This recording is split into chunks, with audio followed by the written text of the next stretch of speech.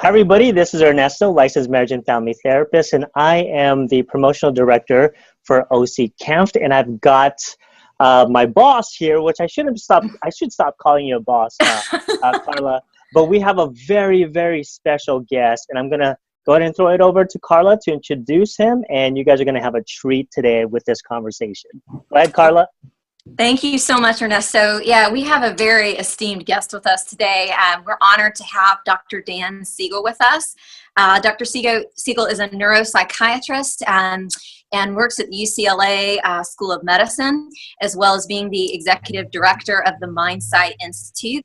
And he is a very published author for both professional audiences as well as lay audiences.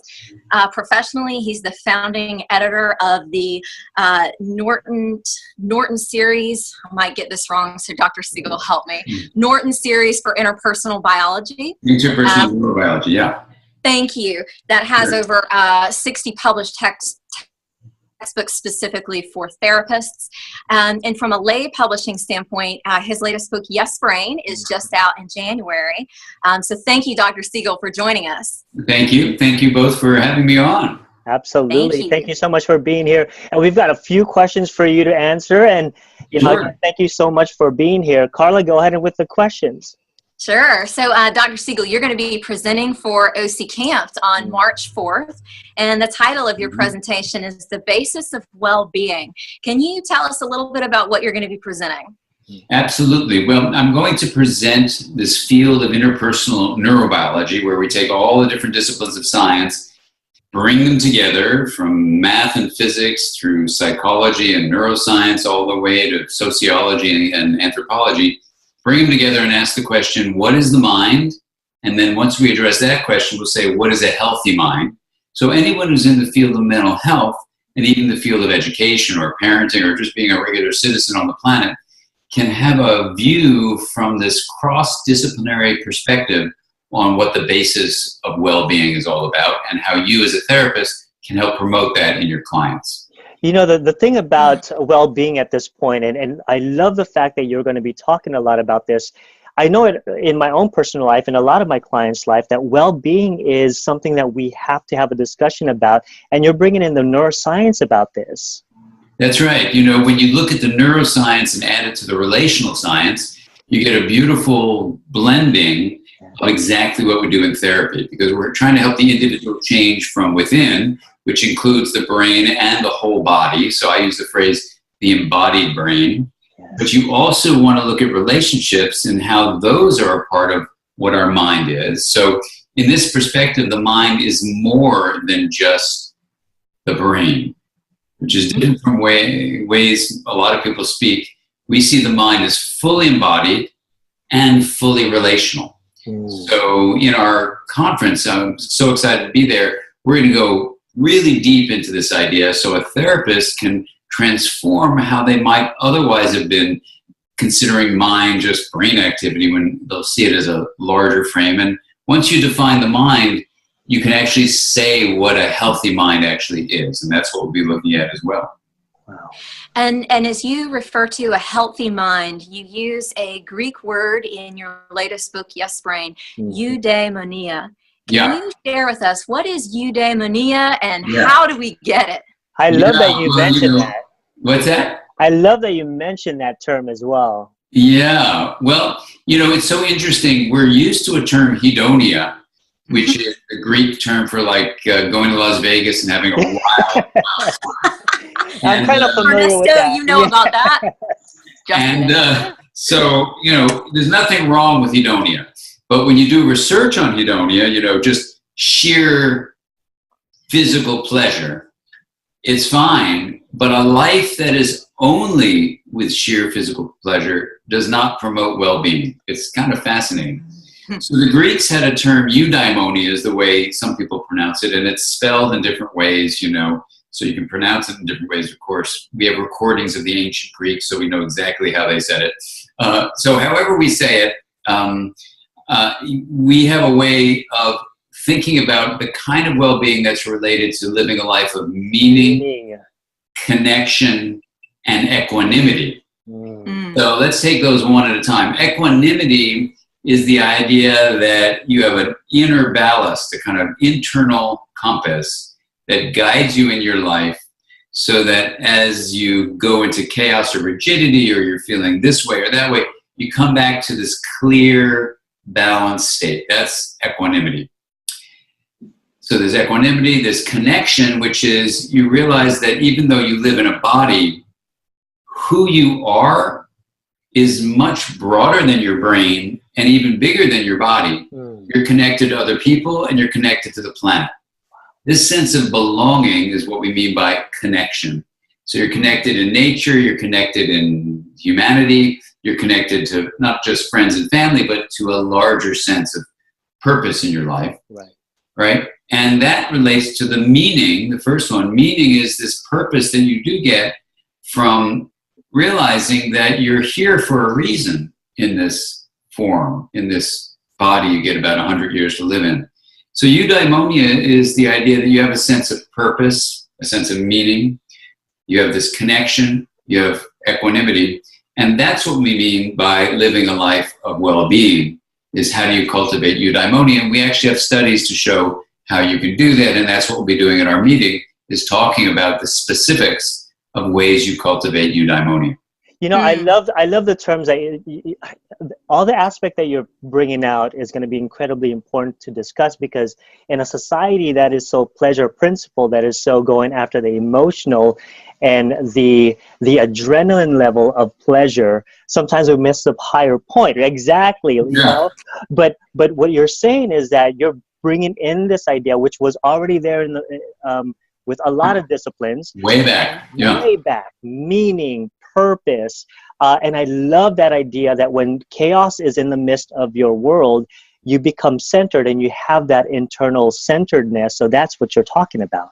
Exactly. So if you just remember these three things, that's what we mean by eudaimonia. And in a world which is full of a focus on hedonic pleasure, we have to realize as therapists that our goal is actually to not keep on reinforcing what the culture is saying, but actually have a deeper view of what well-being is comprised of. Wow. That's excellent. So that eudaimonia that comes from connection is what helps us to feel that it's okay to be safe, that we feel safe to be vulnerable. And like acknowledging that the Greek word that I did listen to a pronunciation of, I just didn't get it right. No. I'll bet you. I like the way you said it, Carla. We'll go with maybe that's an alternate pronunciation. Yeah. So, Dr. Siegel, kind of on a little bit of a serious trajectory, we have cries for equality emanating from our nation at present. I'm wondering if you could speak to us about integration's role from rupture to repair. Right. Well, it's a bit of a long story, which we'll get into the details when we meet together. But here, let me just say that when you look at all these studies and put them together, there is a fundamental process that we're going to just call integration, which is defined in our way of using that word as the linkage of differentiated parts. Got it. So it's a kind of balance between things being different and things being linked. Wow. And that fundamental process of integration, turns out, is the basis for a really strong and healthy brain. It's the basis for a strong and healthy body. And it's the basis for strong and healthy relationships. So it's kind of a remarkable realization that integration within and integration between reinforce each other. Wow.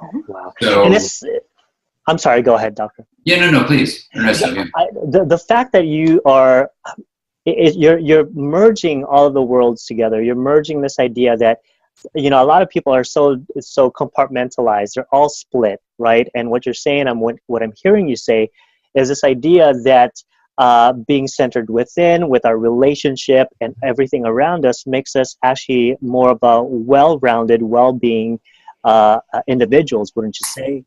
Absolutely. And, you know, in terms of what Carla, you're bringing up about calls for equality, you know, research, and this is summarized in a book called The Spirit Level, research in cultures that that have a huge disparity, let's say between the rich and the poor, both the poor and the rich do poorly.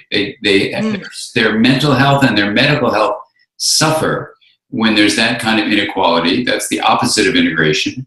Too much differentiation without enough linkage. And the same is true, you know, when you look to the Me Too movement, you know, and the whole idea that we're standing up for the rights of people who, women or people of color who, in this country anyway, have been dismissed and disregarded and mistreated, and to basically have a movement that says, you know, well, as the movement Time's Up, you know, suggests, you know, that time of non-integrated functioning should be called into question by anyone who's interested in making the world a better place. And that can happen on an economic level, a gender level, a racial level, different styles of learning, all sorts of ways you can do it. You can do it within a family, within a community, within a nation, even within the planet. So this process of integration helps you understand how repairing after a rupture, you know, if you look at the history of South Africa, for example, trying to have a resolution of what happened there for so many years, it was massive impairment to integration, or even in this country with the history of slavery, or, you know, what we have done to the indigenous people here. I know in Canada, they're just coming to grips with some of the incredibly painful things that have happened with First Nations people. So these are all a part, I think, of the fundamental process of integration, and rupture and repair is really what that's all about. And a lot of the movements that we're seeing now about standing up for your right to be who you are in any of these areas is about differentiation, and then being respected for that vulnerability to just truly say, this is who I am. That's linkage. And so integration, the balance of differentiation, linkage, you can see is present on a social level. That's, I think, what we're experiencing. Wow. So let me ask you this question. We talked a lot about how to integrate the societal integration. Now, what are some of the things that people go through or experience that would make them split or not integrated individuals? What are some of the experiences? Mm-hmm. Well, you know, Ernesto, we're born into a human body. And that means that we are animals, and not only animals, we're mammals, and that means we need other mammals to care for us when we're young, and we're also primates. And for probably about 50 million years, primates have revealed, sadly, this ability to figure out who's in the in-group and who's in the out-group. So that's a lot of generations, 50 million years. And, you know, in our time as human beings, whether you count it as, you know, a few 100,000 or a few million, whichever, it's a relatively short time, but we've had this survival based on keeping people like us, close to us in our small little cave. You know, we had about 100 or so people in our village, in our cave, in our small tribe. And if you were in the tribe, you wanted to protect your tribe members. So we're very collaborative. We have something called allo-parenting, which means allo is other. We share child rearing responsibilities. And all that being said, we're very collaborative creatures. However, we're collaborative with the in-group members. Mm-hmm. And research suggests that when we're threatened, we highlight our brain's ability to distinguish in-group versus out-group. We isolate. We isolate and dehumanize the other. So othering, right? And it's a big, big burden we have as human beings with these bodies we've inherited, including the brain's in-group, out-group distinction. So part of, I think, what happens is when times get tough, the in-group, out-group distinction process in the brain is intensified. Wow. Which means, and I see this, you know, with neighbors, with family members, you see it in the newspaper. I mean, it's happening in our country, but it's happening all over the world. As the population increases, as climate change happens, as violence, you know, according to Stephen Pinker, it's getting less, but in the intensity of it seems to be, at least its appearance seems to be more. You respond to what appears to be happening. So we are becoming more polarized. Let's just talk about this country because of this in-group, out-group distinction. So more than ever, we need to awaken the mind to use consciousness to rise above the brain's vulnerabilities to stop living in an integrated way. I love how you say that. It's such a normalization of the way that our brains are designed to survive and protect us. Yeah. And yet, as we process that, we have the ability to perhaps make different choices, because when there's been, relative to the social movements, when there's been someone who's experienced an injustice or a trauma, to then be out-grouped, if you will, or dehumanized, as you will, upon coming out and sharing that, it's almost like a secondary societal level trauma for that individual. Exactly. And I'm wondering, Dr. Siegel, can you speak to the need for integration to overcome the complicity as that's a natural part of our survival? Yeah,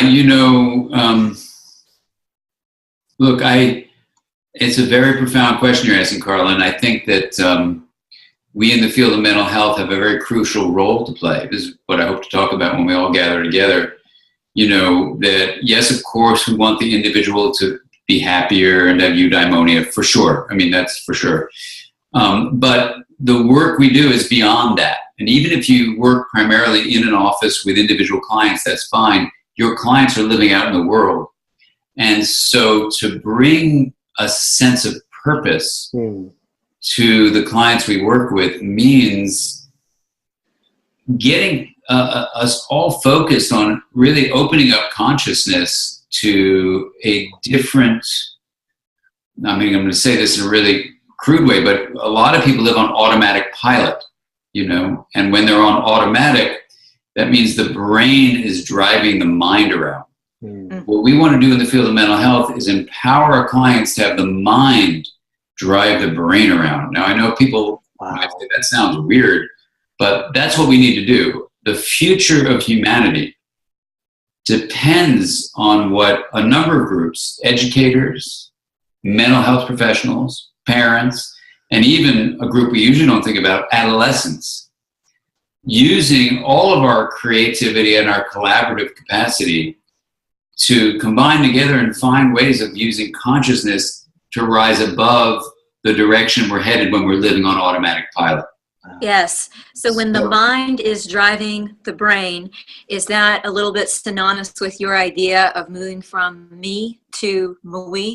Moi, absolutely. That's exactly what it is. And, when I say this to adolescents, who are so painfully facing the world by just turning on the news or, reading the newspaper, for those of us who are adults, we're like, we've been through a lot and, okay, we're at this part of our life.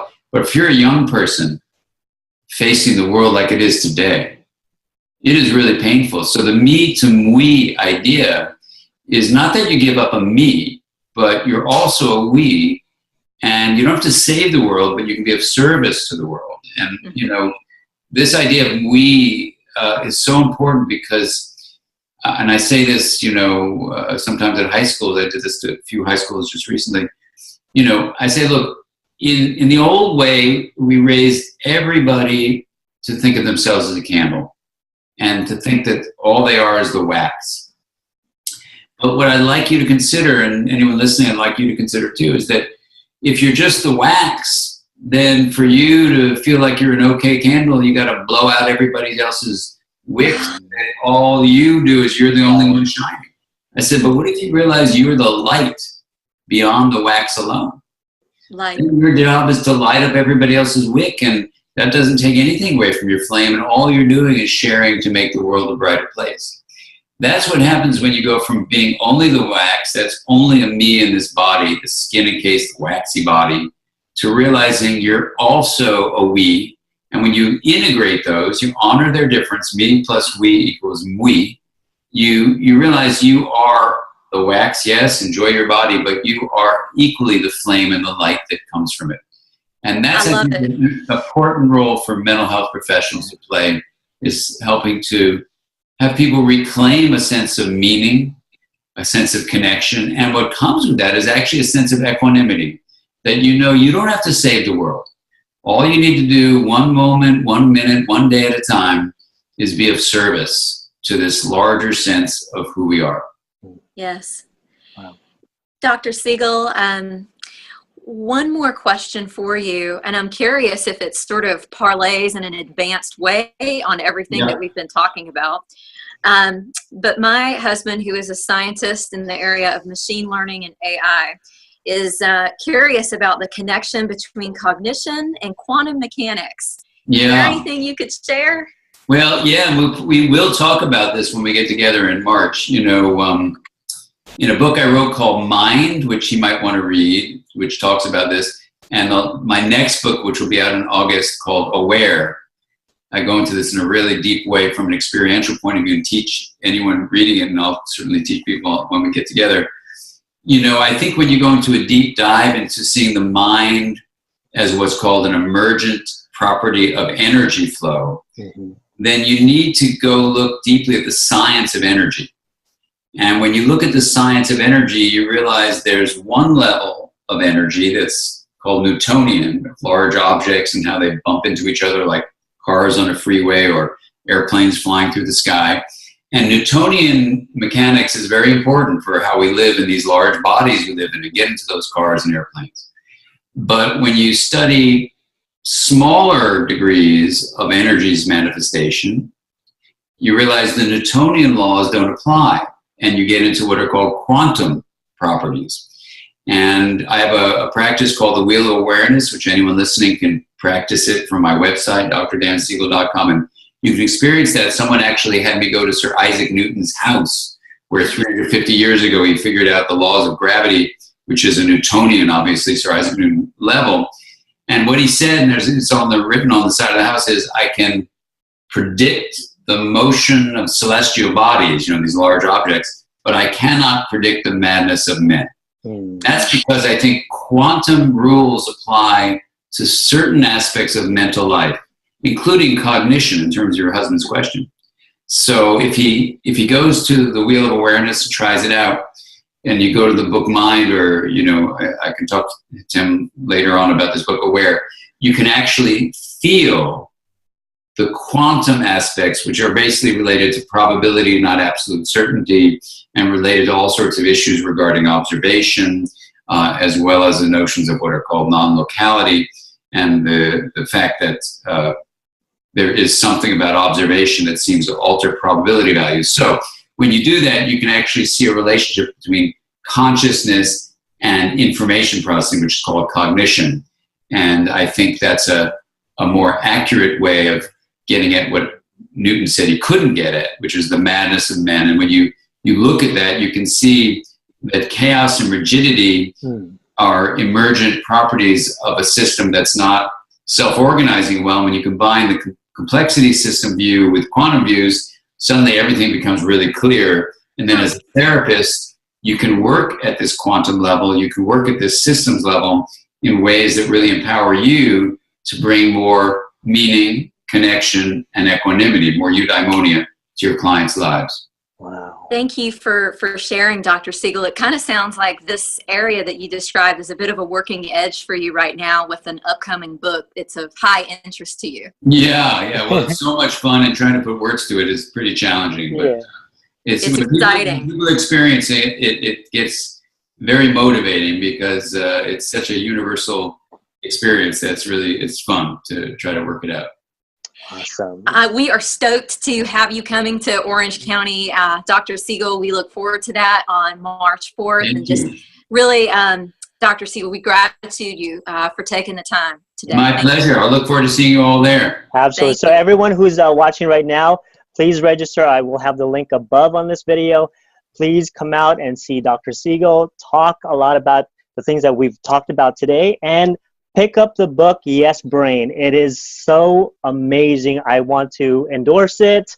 Go ahead and purchase, guys. It was really, the way that you put it, Dr. Siegel, it just makes it easier to understand the brain and relationships and all the things that we need to know to become mindful individuals, and on a conscious level especially. So again, Better this is humans. yeah. So again, this is Ernesto, licensed marriage and family therapist, and I look forward to seeing all of you. We all look forward to seeing you in March. See you soon. Bye-bye. Thank you. Thank you. Perfect. Thank you so much, sir. Hey, you guys, thank you. That was fun. Yeah. You rock. Thank you. Can we take a quick selfie picture over this right now? Oh, Ready? you know how to do that? Yeah, right now. Let's just look in the camera and smile. 1, 2, 3. Awesome. Thank you, sir. Thank you. Sweet. See you guys in a month. All right. Thank y'all. Bye. Bye.